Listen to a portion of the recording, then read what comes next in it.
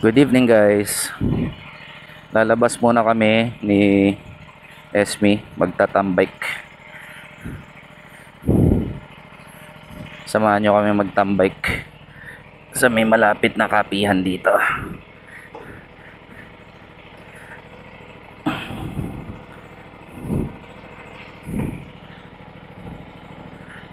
Wait lang.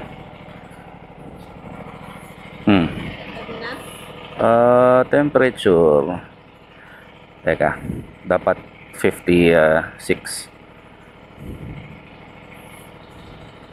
Ano na? Yan, pwede na yan. Sakay ka na. Yehey! Alright. Let's go. Naku, 1 bar na lang tayo. Talaga magpagas na ako.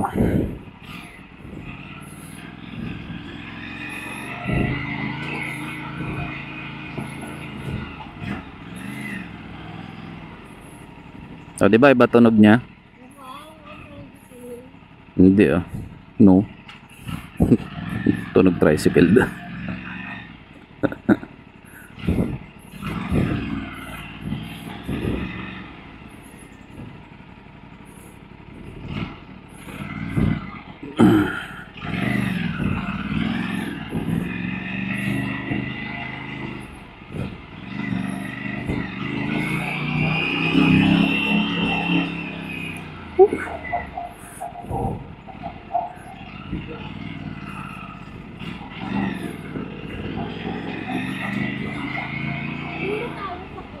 Yes. Saan? Saan? Saan yun? Magpapagas din ako eh. Hindi ko alam yan. Hindi ko alam.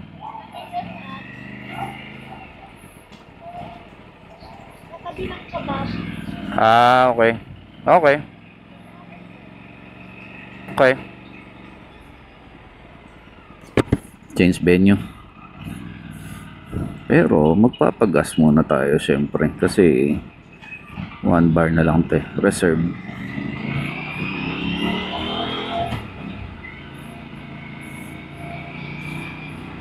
Thank you sa mga loyal supporters natin dyan.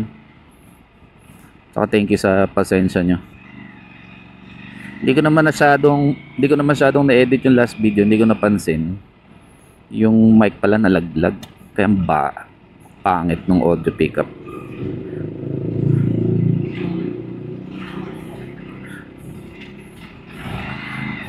Anyway, double check ko na lang, make sure na hindi nalalaglag yung mic.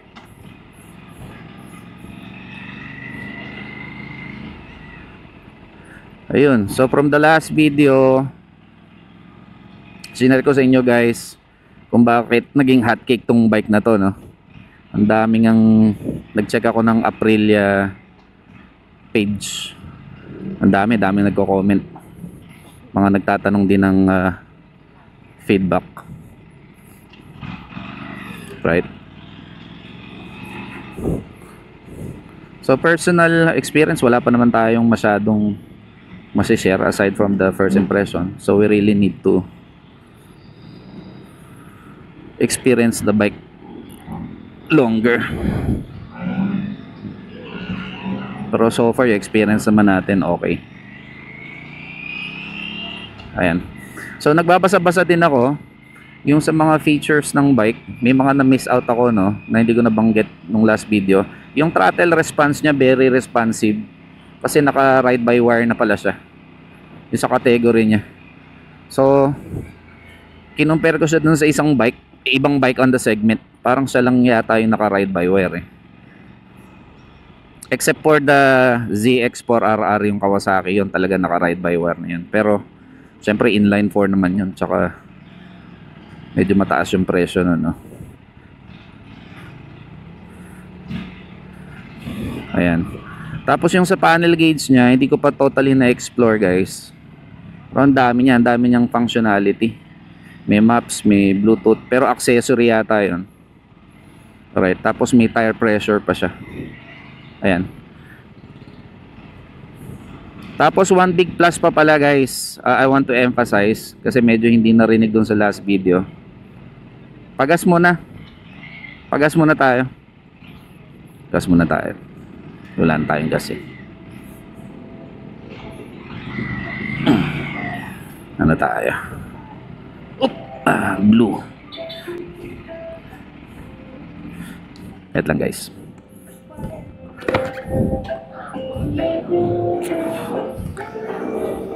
Blue. 300. Ha? Ano? Hindi ito, blue. 97. 97,300. I-full tank mo na kaya. Full tank mo na.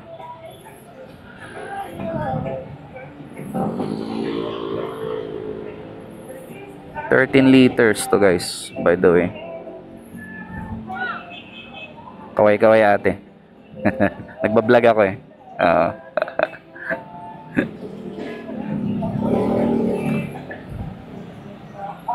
Malaki pa ba kulang?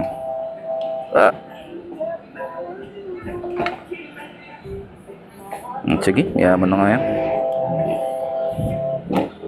Pupultang ko na sana eh.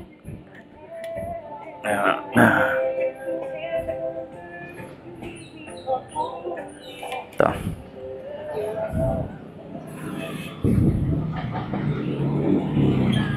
Nakakabahan ako dito sa tank. Wala pa kasi akong tank pad guys. Baka magasgas ko yung tangki. Kino-consider kong ipa-ceramic coat to eh. Kaso iniisip ko baka hindi bumagay since may sticker siya. Comment nyo naman guys dun sa mga nakapag-try ng pa-ceramic tint. Solid, puro piso. 10 pesos. Ayan. Meron yung iba nagpa-PPF. Kaso tinitingnan ko talaga eh. Hindi ko sure kung magiging sulit siya. Kasi may stickers nga siya, may mga decal siya eh. So right now, susunod natin, papalagyan natin siya ng accessory. Yung mga basic lang muna like spools, side stand shoe, tank pad, tsaka tail tidy. Pero unti-untiin lang muna natin. Bro, trip ko talaga yung quick shifter guys. Ayun. Yung mga accessory nito readily available na pala. So sa mga nagtatanong, yung mga nababasa ko sa forums, sinasabi nila, walang pyesa yan, ganito, ganyan. May accessory na po. May mga accessory na. Tapos, marami na rin. In terms of community, marami na ring owners. Dumadami na yung owner ng RS457. No? Ayan. Whew.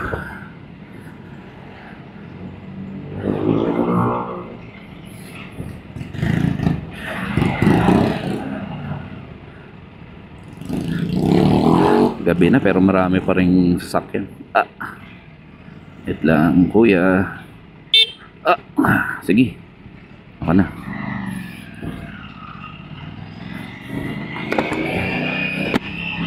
Grabe yung sinare ko sa story ko guys.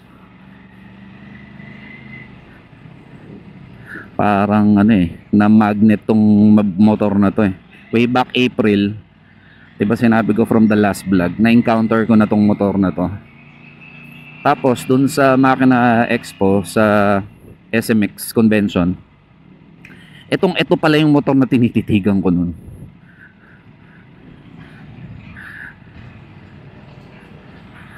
So hindi siya coincidence, talagang attracted na pala talaga ako sa motor na to. Naku, ayaw tayong bigyan. Saglit lang. Kahiyaan pa eh.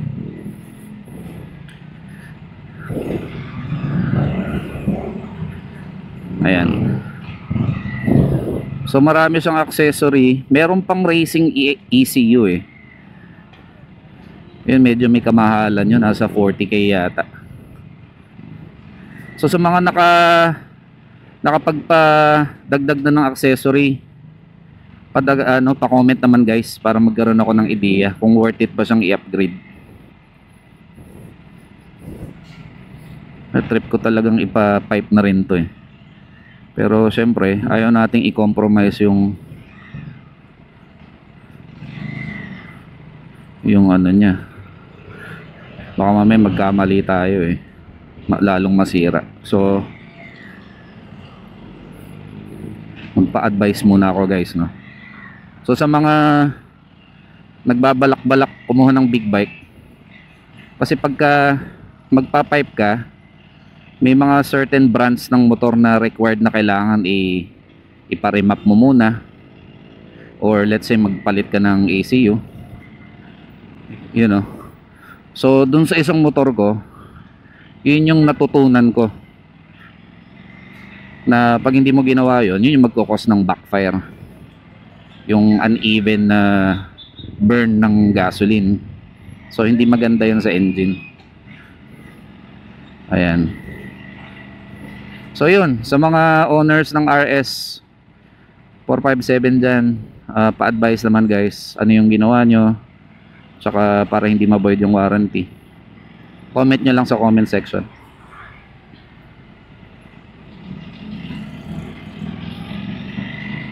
Hindi tayo makaharurat. Dito si Commander.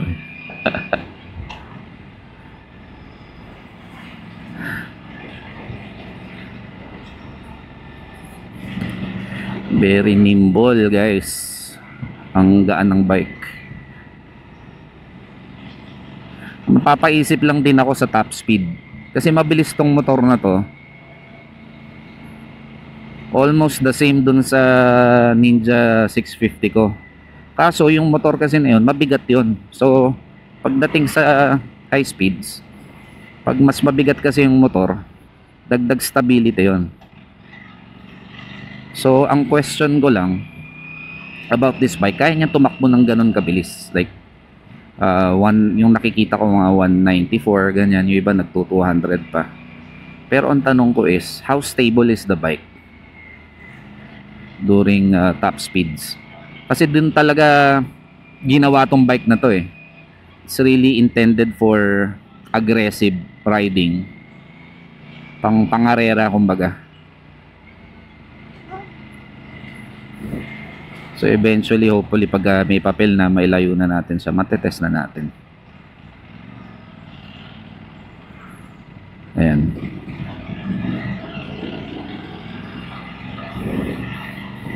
So first time ko mag-Aprilia pala guys. Medyo kakaba-kaba rin ako. Kasi nga bagong platform, hindi naman mawawala yun. Pero tiwala naman tayo sa brand ng Aprilia. Right. So I did a little research. Ang Aprilia is under the Piaggio group of companies. So under ng Piaggio, nandyan yung Aprilia, Moto Guzzi, even the Vespa. Tapos marami silang kanan. Okay. Marami silang planta ba? All over the world. Kaya yung mga piyesa-piyesa niya, napapababa niya yung cost, no? Dito? Ay, dito tayo sa kanan, guys. So imagine guys, Italian bike. Medyo dumidikit sa Ducati, kasi ang Ducati Italian. Pero the only main difference is, ang Ducati kasi purely Italian na bike siya. Lahat ng parts galing ng Italy. Kaya medyo yun nga, pricey yung bike na yun. Saan tayo? Dito na? Dito ba? Balete. Dito na kami. Malapit lang. Ooh.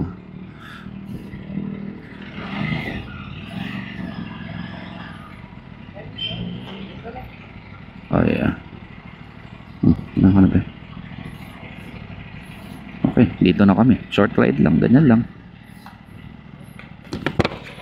Okay. Pa-park lang muna kami, guys. Eto na. Under the Balete. First time ko dito.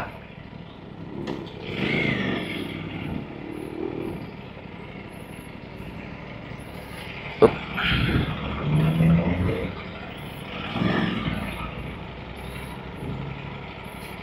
Yan, nagpagas ako ng 300.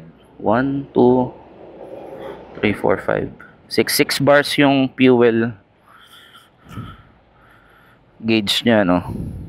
So hindi pa siya na full tank. Pero yung worth na 300, ano siya, isang bar na lang, full tank na. Pala pinull tank method natin. Tansyahan na lang kung ano yung magiging fuel consumption niya, no? Medyo paano ba to?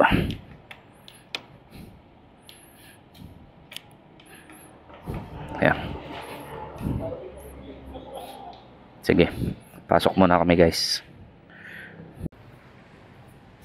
Ayan, akit na kami. Dito muna yan. Kayo kayo pasok doon kasi lupa eh, baka lumubog eh. Helmet, sige. Okay. Oo. Okay, thank you. Get muna tayo. Good evening. Balete. Ganda rin dito guys. May mga pictures pa.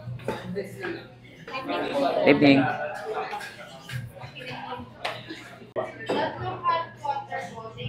Marami rin palang tao dito guys.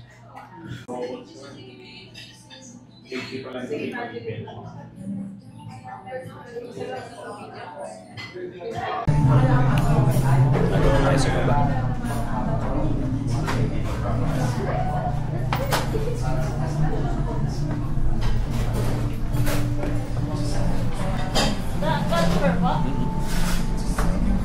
Thank you. Mas ko agad yung motor eh. Mag-isa siya doon. Maganda rin dito sa baba.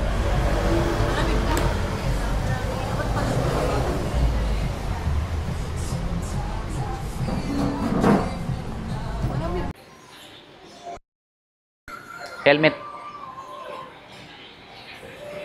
Uwi na kami guys. Tapos na kaming kumain. Thank you. Ayan na. Thank you.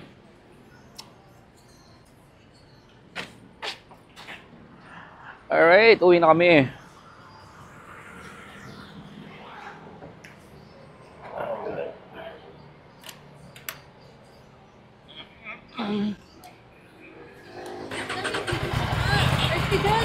Ano yan? Okay.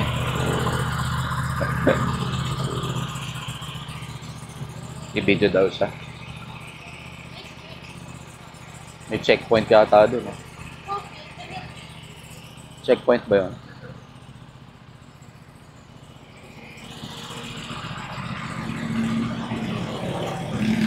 Alright. Okay din yung food nila. Wow. Under the Balete. Dito along West Avenue. Alright. Di pala nagre-record din nila. Ayan, uwi na kami guys.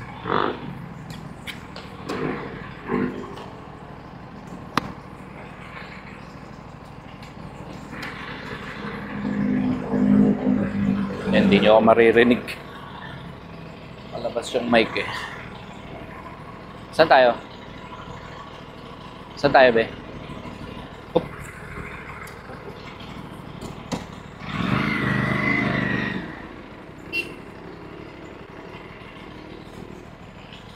Saan tayo? Ha? Sa malapit sa Maceda?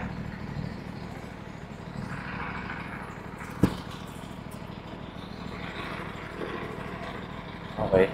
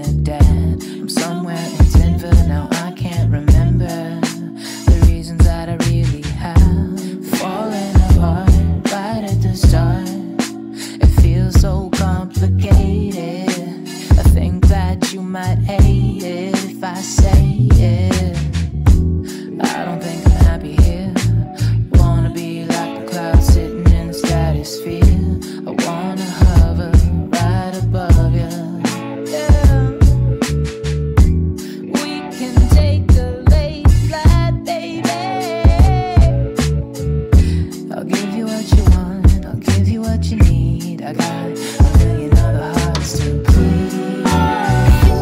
So high.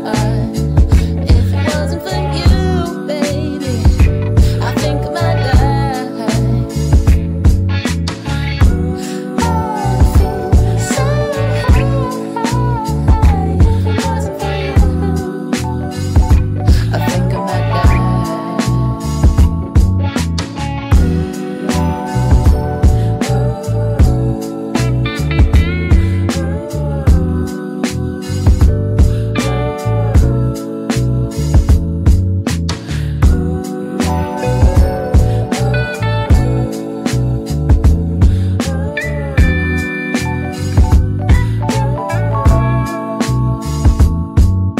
Sana meron pa.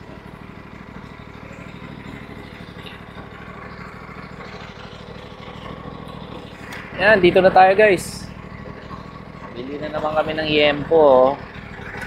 Lechong manok.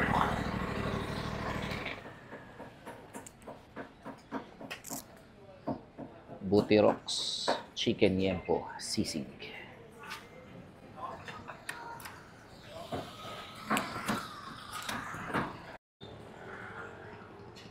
Okay na guys.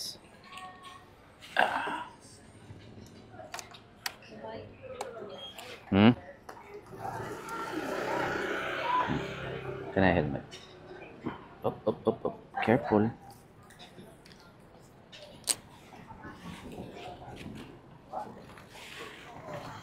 Ayan.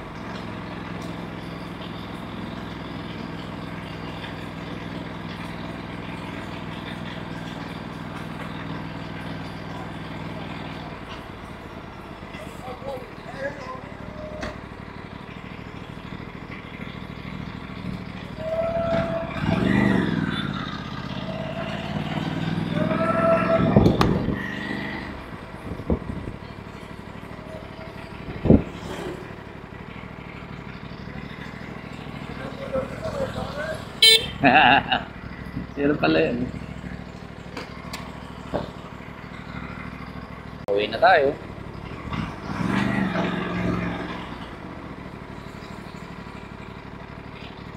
Salamat sa pagsama ulit sa amin. Pagtambay. Please like, comment, share, and subscribe. And see you on my next video. Peace. Oh, ayan. Naka-record ka.